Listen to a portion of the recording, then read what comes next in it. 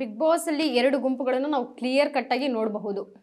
ಒಂದು ವಿನಯ್ ಅವರ ತಂಡ, ಅದರಲ್ಲಿ ನೀವು ಸಹ, ಇನ್ನೊಂದು ಕಾರ್ತಿಕ್, ಸಂಗೀತ ಇರ್ಬೋದು ಅವರು.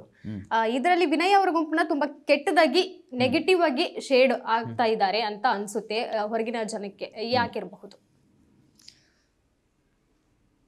ಯಾರೇ ಒಬ್ಬ 6 ಅಡಿ 2 ಇಂಚ್ ಇರೋ ಮನುಷ್ಯ, 100 kg ಇರೋ ಮನುಷ್ಯ, ಒಬ್ರು 5 feet 2 inch ಇರೋ ಲೇಡಿ ಜೊತೆ ಫೈಟ್ ಮಾಡಿದ್ರೆ ಒಬ್ರು ಹೀರೋ ಥರ ಕಾಣ್ತಾರೆ, ಅಂದರೆ ಒಬ್ರು ಚೆನ್ನಾಗಿ ಕಾಣ್ತಾರೆ, ಒಬ್ರು ವಿಲನ್ನಾಗಿ ಕಾಣ್ತಾರೆ. ಅದೆಲ್ಲೋ ಆಗಿರ್ಬೋದು. ಆ್ಯಂಡ್ ಈ ವಿಷಯನ ಸಂಗೀತ ತುಂಬ ಚೆನ್ನಾಗಿ ಅರ್ಥ ಮಾಡ್ಕೊಂಡಿದ್ದಾರೆ.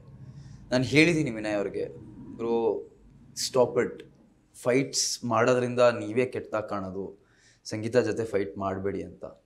ಬಟ್ ಅದೇನೋ ಅವರು ಸಂಗೀತ ಅವರು ಪ್ರವೋಕ್ ಮಾಡ್ತಾರೆ, ಅದು ಯಾವುದೋ ಸಿಚುವೇಶನ್ ಆ ಥರ ಬರುತ್ತೆ, ಅದು ಮತ್ತೆ ಅದೇ ಥರ ಆಗಿ ಆಗಿ ಆಗಿ ಇದಾಗಿದೆ. ಹೊರತು ವಿನಯಲ್ಲಿ ನಾನು ಯಾವತ್ತೂ ಕೆಟ್ಟತನ ನೋಡಿಲ್ಲ. ನನಗೆ ಲೈಫಲ್ಲಿ ಒಂದು ನಿಮ್ಮ ಫ್ರೆಂಡ್ಸ್ ಎಷ್ಟು ಜನ ಇದ್ದಾರೆ ಅಂದರೆ ಒಂದಿಷ್ಟೇ ಒಂದು 5 ಜನ ಇರ್ಬೋದು, 4 ಜನ 5 ಜನ. ಆ ಥರದಲ್ಲಿ ನಂಗೆ ಬಿಗ್ ಬಾಸ್ ಮನೇಲಿ ಹೋಗಿ ಅಷ್ಟು ಒಳ್ಳೆ ಯಾರೋ ಒಬ್ಬ ಫ್ರೆಂಡ್ ಆಗಿದ್ದಾರೆ ಅಂದರೆ ನಂಗೆ ಅವರಲ್ಲಿ ಏನೋ ಕಂಡಿರುತ್ತೆ, ಅವರಲ್ಲಿ ಒಳ್ಳೆತನ ಕಂಡಿರುತ್ತೆ, ಅವರಲ್ಲಿ ಕೈಂಡ್ನೆಸ್ ಕಂಡಿರುತ್ತೆ.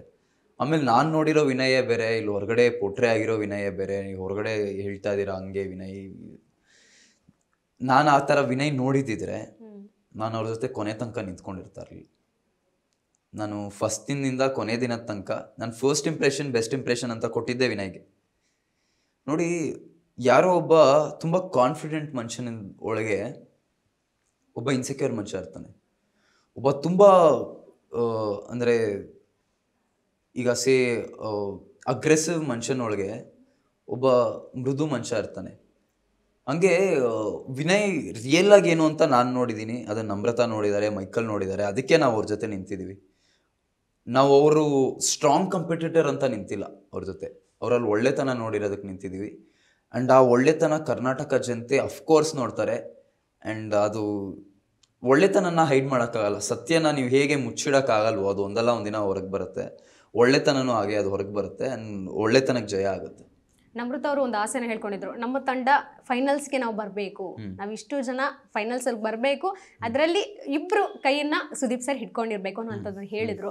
ಆ ಮಾತು ಎಲ್ಲೂ ನೀವು ಆಚೆ ಬಂದಾಗ ಅದು ನಿಜ ಆಗ್ಲಿಲ್ವೇನೋ ಅನ್ನೋಂಥದ್ದು ಒಂದು ಕಡೆ ಅನ್ನಿಸ್ತು ನಮಗೆ. ನಾನು ಯಾವತ್ತೂ ಆ ಥರ ಅಂದರೆ ನಾನು ಅಂದ್ಕೊಂಡಿರಲಿಲ್ಲ ನಾನು ಫಿನಾಲಲ್ಲಿ ಇರ್ತೀನಿ, ಸುದೀಪ್ ಸರ್ ಕೈಯೆಲ್ಲ ಅಂತ ಒಂದು ಕೈ ಇರುತ್ತೆ ಅಂತ. ನಂಗೆ ಬಿಗ್ ಬಾಸ್ ಒಂದು ಆಪರ್ಚುನಿಟಿ ಬಂದಿತ್ತು, ಹೋಗಿದ್ದೆ. ನಾನು ಗೇಮ್ ಎಷ್ಟು ನನ್ನ ಶಕ್ತಿ ಇತ್ತೋ ಅಷ್ಟು ಆಡಿದ್ದೀನಿ, ನಾನು ಬೆಸ್ಟ್ ಕೊಟ್ಟಿದ್ದೀನಿ, ಹೊರಗೆ ಬಂದಿದ್ದೀನಿ. ಅಂದರೆ ಒಳಗಡೆ ಇದ್ದಾಗ ನಮ್ಗೆ ಕಾನ್ಫಿಡೆನ್ಸ್ ಇತ್ತು ದ್ಯಾಟ್ ನಾವು 3 ಜನ ಇರ್ತೀವಿ ಫಿನಾಲಲ್ಲಿ.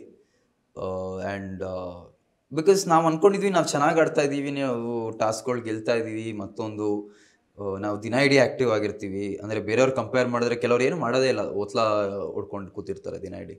ಅದಕ್ಕೆ ಕಂಪೇರ್ ಮಾಡಿದ್ರೆ ವಿ ಆರ್ ಬೆಟರ್ ಅಂತ ಅಂದ್ಕೊಂಡಿದ್ವಿ. ಬಟ್ ಅದು ಯಾವುದು ಮ್ಯಾಟರ್ ಆಗಲ್ಲ. ಮ್ಯಾಟರ್ ಆಗೋದು ಬೇರೆ ಒಂದಷ್ಟು ವಿಷಯಗಳು, ಅದು ನಂಗೆ ಹೊರಗಡೆ ಬಂದಮೇಲೆ ಗೊತ್ತಾಗ್ತಾ ಇದೆ. ಬಟ್ ಅದು ನನಗೆ ಒಳಗಡೆ ಇದ್ದಾಗ ಗೊತ್ತಾಗ್ತಾ ಇದ್ರು ನಾನು ಗೇಮ್ ಅದೇ ಥರ ಆಡ್ತಾ ಇದ್ದಿದ್ದು. ನಾನು ನನ್ನ ತನ ಚೇಂಜ್ ಮಾಡ್ಕೋತಾ ಇರಲಿಲ್ಲ. ನಾನು ಏನಾಗಿದ್ನೋ ನಾನು ಅದೇ ಆಗಿರ್ತಾ ಇದ್ದಿದ್ದು. ಆ್ಯಂಡ್ ಒಂದು ವಾರ ನಾನು ನೀತು ಅವ್ರಿಗೆ ನಾನೇನೋ ಹೇಳ್ತೀನಿ, ನನ್ನ ಲಾಯಲ್ಟಿ ನಿಮ್ಮ ಜೊತೆ ಇದೆ ಅಂತ. ಆ ವಾರ ಟೆಸ್ಟ್ ಮಾಡ್ತಾರೆ, ಅಂದರೆ ನೀವು ನೀತು ಜಾಗಕ್ಕೆ ಹೋಗ್ತೀರಾ ಅಂತ. ನಾನು ಹೋದೆ ಅವತ್ತು. ಅವತ್ತೇ ನಾನು ಹೊರಗೆ ಬಂದಿದ್ದಿದ್ರೆ ನಾನು ಖುಷಿಯಾಗಿರ್ತಾ ಇದ್ದೆ. ಬಟ್ ನಾನು ಅವತ್ತು ಹೋಗದೆ ನಾನು ಅಲ್ಲೇ ನಾನು ಸರ್ಕೊಂಬಿಟ್ಟಿದ್ದಿದ್ರೆ, ಹಿಂಜರ್ದ್ಬಿಟ್ಟಿದ್ದಿದ್ರೆ, ಫಸ್ಟ್ ಹಿಂಜರ್ದೆ ಅಫ್ಕೋರ್ಸ್, ನಾನು ಖುಷಿಯಾಗಿರ್ತಾ ಇರಲಿಲ್ಲ. ಸೊ ನನಗೆ ನನ್ನ ವ್ಯಾಲ್ಯೂಸು, ನನ್ನ ಒಂದಷ್ಟು ಸಿದ್ಧಾಂತಗಳೇನಿದೆ, ನನ್ನ ಫಿಲಾಸಫಿ ಏನಿದೆ, ಅದು ಇಂಪಾರ್ಟೆಂಟ್ ಆಗುತ್ತೆ, ಅದು ಮುಖ್ಯ ಆಗುತ್ತೆ. ಹೊರತು ಗೆಲ್ಲೋದು ಸೋಲೋದು ಇಟ್ಸ್ ಎ ಗೇಮ್ ಶೋ ಯಾರ್. ಗೆದ್ದುಬಿಟ್ಟು ಏನು ಅಂತ ಏನು doesn't make that much of a difference. ಕೆಲವರು ಈಗ ನಾನು 9th ವೀಕ್ ಹೊರಗೆ ಬಂದಿದ್ದೀನಿ, ಒಬ್ಬರು 12ನೇ ವೀಕ್ ಹೊರಗೆ ಬರ್ತಾರೆ, ಕೆಲವರು 14ನೇ ವೀಕ್ ಹೊರಗೆ ಬರ್ತಾರೆ ಅಷ್ಟೇ. Doesn't matter. ಅಂದರೆ ಇನ್ ದ ಲಾಂಗ್ ರನ್ ನೀವು ಡಿಸರ್ವ್ ಇದ್ರಿ, ನಿಮ್ಮ ಜಾಗದಲ್ಲಿ ಬೇರೆಯವ್ರು ಬರಬೇಕಿತ್ತು ಅಂದರೆ ಯಾರು ಇರಬಹುದು? ನಂಗೆ ಹಂಗೇನು ಅನ್ಸಲ್ಲ ನನ್ನ ಜಾಗದಲ್ಲಿ ಬೇರೆಯವ್ರು ಇರಬೇಕು ಅಂತ. ಈ ಜನದ ನಿರ್ಣಯ, ಇಟ್ಸ್ ಪಬ್ಲಿಕ್ ಒಪಿನಿಯನ್ ಅಲ್ಲ. ಜನಕ್ಕೆಲ್ಲೋ ನಾನು ನನಗಿಂತ ಬೇರೆಯವರು ಡಿಸರ್ವ್ ಜಾಸ್ತಿ ಮಾಡ್ತಾರೆ ಅಂತ ಅನಿಸಿದ್ದಕ್ಕೆ ಅವ್ರನ್ನ ಉಳಿಸ್ಕೊಂಡು ನನ್ನನ್ನು ಕಳಿಸಿದ್ದಾರೆ. ನಾನು ಅದಕ್ಕೆ ತಲೆ ಬಾಗ್ತೀನಿ, ನಾನು ಅದನ್ನು ರೆಸ್ಪೆಕ್ಟ್ ಮಾಡ್ತೀನಿ ಅಷ್ಟೇ. ಯಾರು ಬರಬಹುದು ನೆಕ್ಸ್ಟ್ ವೀಕ್ ಎಲಿಮಿನೇಟ್ ಆದರೆ ಯಾರು ಆಗಬಹುದು, ಏನಾದರೂ ಪ್ರಿಡಿಕ್ಷನ್ ಇದೆಯಾ ನಿಮ್ಮದು? ಈ ವಾರ ಡೇಂಜರ್ ಝೋನಲ್ಲಿರೋದು ಸಿರಿ ಮ್ಯಾಮ್, ಪವಿ, ಇವರಿಬ್ಬರಲ್ಲಿ ಯಾರಾದರೂ ಬರ್ತಾರೆ. ಓಕೆ, ನೀವು ಕೊಟ್ಟಿರುವಂತಹ ಪವರ್ನ ನಮ್ರತಾ ಅವರು ಕರೆಕ್ಟಾಗಿ ಯುಟಿಲೈಸ್ ಮಾಡ್ಕೊಂಡ್ರ? 100%. 100% ಮಾಡ್ಕೊಂಡ್ರು. ಅಂದರೆ ಆ ಪವರ್ ಏನಿತ್ತು ಅಂದರೆ ಅದು ಆ ಥರ ಒಂಥರ ಏನೋ ಕ್ರೇಜಿ ಪವರ್ ಅಲ್ಲ, ಅಂದರೆ ನನ್ಗೆ ಕೊಟ್ಟಿದ್ರಲ್ಲ ಒಂದು ವಾರ ಆ ಥರ ಪವರ್ ಅಲ್ಲ. ಆ ಪವರ್ನ ಹೇಗೆ ಯೂಸ್ ಮಾಡ್ಕೊಬೇಕು ಅದನ್ನ ಯೂಸ್ ಮಾಡ್ಕೊಂಡಿದ್ದಾರೆ. ನನಗೆ ಖುಷಿ ಇದೆ ನಾನು ಅದನ್ನು ಅವ್ರಿಗೆ ಕೊಟ್ಟೆ ಅಂತ. ಅನುಕ್ಷಣದ ಸುದ್ದಿಗಳಿಗಾಗಿ ವಿಸ್ತಾರ ನ್ಯೂಸ್ ಯೂಟ್ಯೂಬ್ ಚಾನೆಲ್ ಸಬ್ಸ್ಕ್ರೈಬ್ ಮಾಡಿ. ಹೊಸ ಸುದ್ದಿಗಳ ನೋಟಿಫಿಕೇಶನ್ಗಾಗಿ ಬೆಲ್ ಐಕಾನ್ ಕ್ಲಿಕ್ ಮಾಡಿ. ಲೇಟೆಸ್ಟ್ ಅಪ್ಡೇಟ್ಸ್ಗಾಗಿ www.vistaranews.com ವೆಬ್ಸೈಟ್ಗೆ ವಿಸಿಟ್ ಮಾಡಿ. ಅಂಗೈಯಲ್ಲೇ ಜಗತ್ತಿನ ಸುದ್ದಿ ತಿಳಿಯಲು ವಿಸ್ತಾರ ನ್ಯೂಸ್ ಕನ್ನಡ ಆಪ್ ಡೌನ್ಲೋಡ್ ಮಾಡಿ.